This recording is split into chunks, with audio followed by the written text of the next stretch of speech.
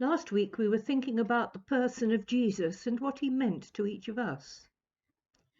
But for me, Jesus became particularly real, if you like, three-dimensional, when I was fortunate enough to join a diocesan pilgrimage and walk in places mentioned in the Bible.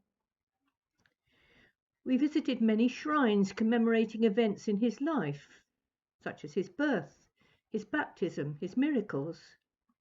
They were beautiful buildings, but you have to remember that in many cases the sites are speculative, best guesses. But two places felt unchanged throughout 2,000 years. We drove out into the wilderness, wild and threatening, empty bar one remote Bedouin camp where we could see that quad bikes had replaced the camels.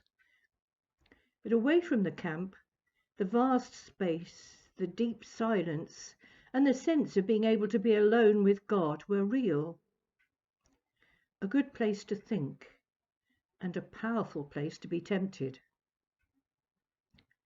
The other authentic sharing in the experience of Jesus was in walking through Old Jerusalem, which is also unchanged.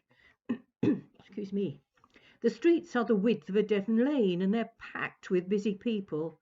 Things are being bought and sold, and the noise is deafening.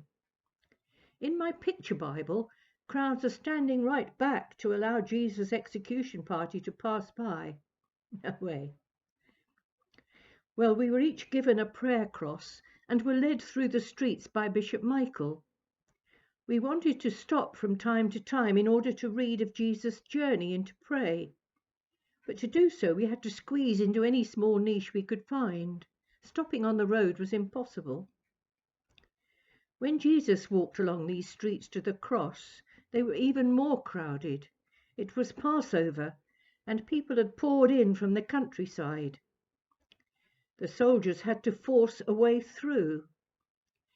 Maybe it would help the officer had a horse, but there would certainly have been a lot of shouting and manhandling, perhaps the use of whips, and not a shred of dignity. Would people have stared, gasped in horror?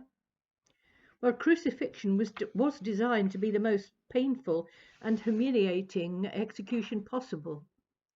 But these processions were common. Maybe compassion fatigue had set in for all but his friends, his followers and his family, and their confusion and pain must have been indescribable. Jesus knew what lay ahead. A few might remember his powerful teaching and his kindness and show regret.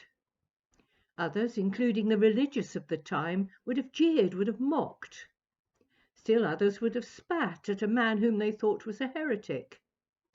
But most would have tried to carry on with their business, maybe frustrated by the hold-up, and the incident would not even merit a comment when they arrived home. It was just a day when the traffic was particularly bad because of the Passover. From the time of his arrest until he died, Jesus endured continuous pain and humiliation, and must have felt very alone. Easter Day is indeed a joyful one, but we must not try to sanitize the events of this week.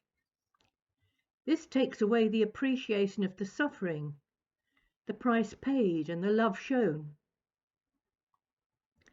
I do enjoy getting joyful Easter cards, but during this week we need to have an image in our mind of a cross which is devoid of daffodils and chicks and rabbits. Many of us wear as jewellery a representative of this instrument of torture, but this cross that we wear is empty, something to celebrate, something which is fundamental to our faith. But meanwhile, for the next few days, we might try to lower our defences and try to appreciate the price paid in order for Jesus to restore that connection with his Father and start a new, fresh kingdom, open to us, open to all, whatever their personal history.